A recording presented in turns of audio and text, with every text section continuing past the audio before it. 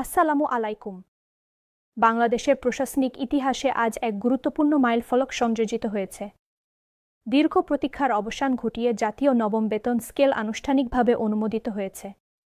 এই সিদ্ধান্ত দেশের প্রায় ৪০ লক্ষ সরকারি কর্মকর্তা-কর্মচারী এবং তাদের পরিবারের জীবনে এক নতুন অধ্যায়ের সূত্রপাত করবে। আজ সকালে প্রধান উপদেষ্টার কার্যালয়ে অনুষ্ঠিত সংবাদ সম্মেলনে এই ঐতিহাসিক ঘোষণা প্রদান করা হয়। প্রধান উপদেষ্টা জানান, নতুন বেতন কাঠামো আগামী ১৫ জানুয়ারি থেকে কার্যকর হবে এবং সেই তারিখ থেকেই সরকারি চাকরিজীবীরা সংশোধিত বেতন কাঠামো অনুসারে পারিশ্রমিক প্রাপ্ত হবেন। সংবাদ সম্মেলনে উপস্থিত ছিলেন প্রধান উপদেষ্টা, অর্থ উপদেষ্টা, জনপ্রশাসন মন্ত্রণালয়ের সচিব, অর্থ মন্ত্রণালয়ের ঊর্ধ্বতন কর্মকর্তাবৃন্দ এবং জাতীয় বেতন কমিশনের চেয়ারম্যান। এই বৈঠকে চূড়ান্ত অনুমোদন প্রদান করা হয়, যা দেশের সরকারি প্রশাসনে ব্যাপক পরিবর্তনের দ্বার উন্মোচন করবে। প্রধান উপদেষ্টা তার বক্তব্যে উল্লেখ করেন, জাতীয় নবম বেতন স্কেলের সম্পূর্ণ কাঠামো এবং সকল অনুপাত আনুষ্ঠানিকভাবে অনুমোদিত হয়েছে। দীর্ঘমেয়াদে পর্যালোচনা, সংশোধন এবং বিশ্লেষণের মাধ্যমে এই কাঠামো চূড়ান্ত করা হয়েছে এবং সরকারি গেজেটে প্রকাশিত হয়েছে। আগামী ১৫ জানুয়ারি থেকে এই স্কেল পূর্ণাঙ্গভাবে বাস্তবায়িত হবে।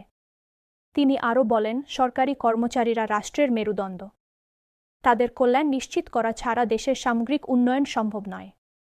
নতুন বেতন স্কেল প্রণয়নে সকল স্তরের কর্মচারীদের স্বার্থ সংরক্ষণ, বৈষম্য নিরসন এবং একটি ন্যায্য ও স্বচ্ছ কাঠামো প্রতিষ্ঠার বিষয়টি সর্বোচ্চ গুরুত্বের সঙ্গে বিবেচনা করা হয়েছে।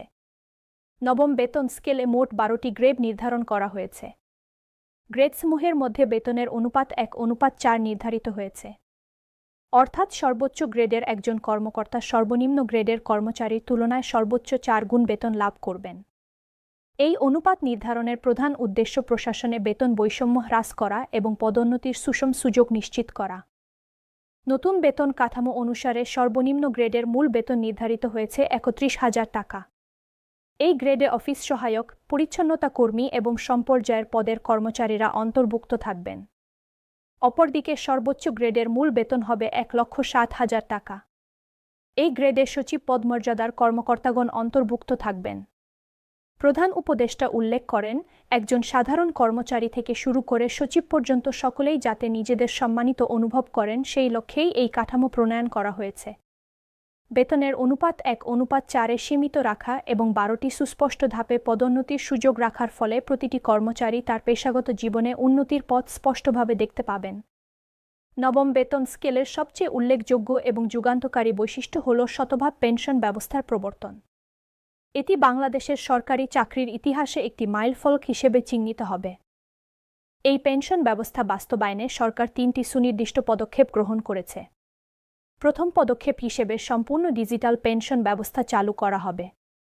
প্রতিটি কর্মীর সম্পূর্ণ তথ্য কেন্দ্রীয় সার্ভারে সংরক্ষিত থাকবে এবং চাকরি জীবনের শুরু থেকে সমাপ্তি পর্যন্ত সকল তথ্য ডিজিটাল পদ্ধতিতে সংরক্ষণ করা হবে, যাতে অবসর গ্রহণের সময় কোনো জটিলতার সৃষ্টি না হয়। দ্বিতীয় পদক্ষেপে পেনশন নির্ধারিত হবে সম্পূর্ণ বেতনের ভিত্তিতে। বেতনের প্রতিটি উপাদান যথা মূল বেতন, বাড়ি ভাড়া ভাতা, চিকিৎসা ভাতা এবং অন্যান্য সকল ভাতা পেনশন গণনা অন্তর্ভুক্ত করা হবে। এর ফলে পেনশনের পরিমাণ উল্লেখযোগ্যভাবে বৃদ্ধি পাবে। তৃতীয় পদক্ষেপে দ্রুত অনুমোদন প্রক্রিয়া নিশ্চিত করা হবে। অবসর গ্রহণের মাত্র ৩০ দিনের মধ্যে পেনশন অনুমোদন এবং বিতরণ সম্পন্ন হবে।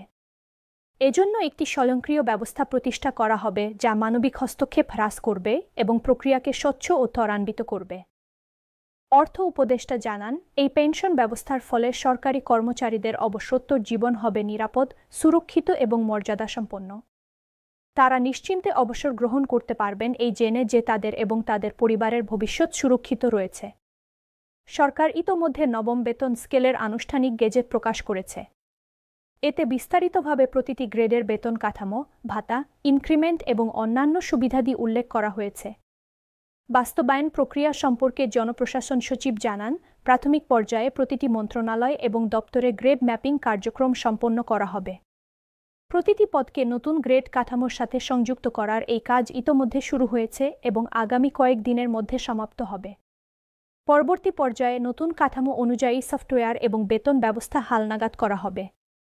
প্রতিটি মন্ত্রণালয়ের বেতন প্রক্রিয়াকরণ ব্যবস্থায় নতুন কাঠামো সংযোজন করার জন্য বিশেষজ্ঞ টিম কাজ করছে।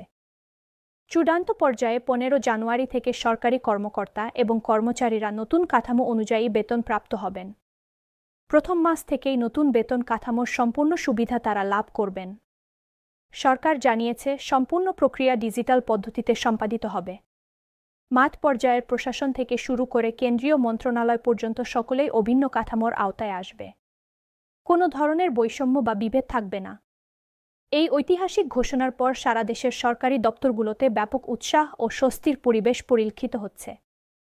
দীর্ঘদিনের দাবি পূরণ হওয়ায় লাখো কর্মচারীর মুখে ফুটে উঠেছে প্রশান্তির হাসি। ঢাকা সচিবালয়ের একজন ঊর্ধ্বতন কর্মকর্তা বলেন, দীর্ঘদিনের প্রতীক্ষার অবসান ঘটেছে। এই নতুন বেতন কাঠামো শুধুমাত্র আর্থিক অবস্থার উন্নয়নই নয়, বরং পেশাগত মর্যাদাও বৃদ্ধি করবে। একজন শিক্ষক মন্তব্য করেন, শিক্ষকদের জন্য এটি অত্যন্ত স্বস্তিদায়ক সংবাদ। দীর্ঘদিন ধরে বৈষম্যের শিকার ছিলাম। এখন সকলের জন্য সমান সুযোগ প্রতিষ্ঠিত হয়েছে। অর্থনীতিবিদ এবং বিশেষজ্ঞরা এই সিদ্ধান্তকে স্বাগত জানিয়েছেন। তাদের মতে, এই বেতন কাঠামো প্রশাসনের দক্ষতা এবং দায়বদ্ধতা উল্লেখযোগ্যভাবে বৃদ্ধি করবে।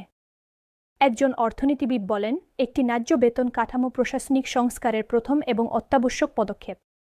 কর্মচারীরা যখন তাদের ন্যায্য পারিশ্রমিক লাভ করবেন, তখন তারা অধিক দায়িত্বশীলতার সঙ্গে কর্তব্য পালন করবেন। দুর্নীতির প্রবণতা হ্রাস পাবে এবং সেবার মান উন্নত হবে। একই সঙ্গে বিশেষজ্ঞরা আশাবাদ ব্যক্ত করছেন যে এই নতুন কাঠামো সরকারি চাকরির প্রতি তরুণ প্রজন্মের আগ্রহ বৃদ্ধি করবে। মেধাবী শিক্ষার্থীরা সরকারি সেবায় যোগদানে উৎসাহিত হবেন।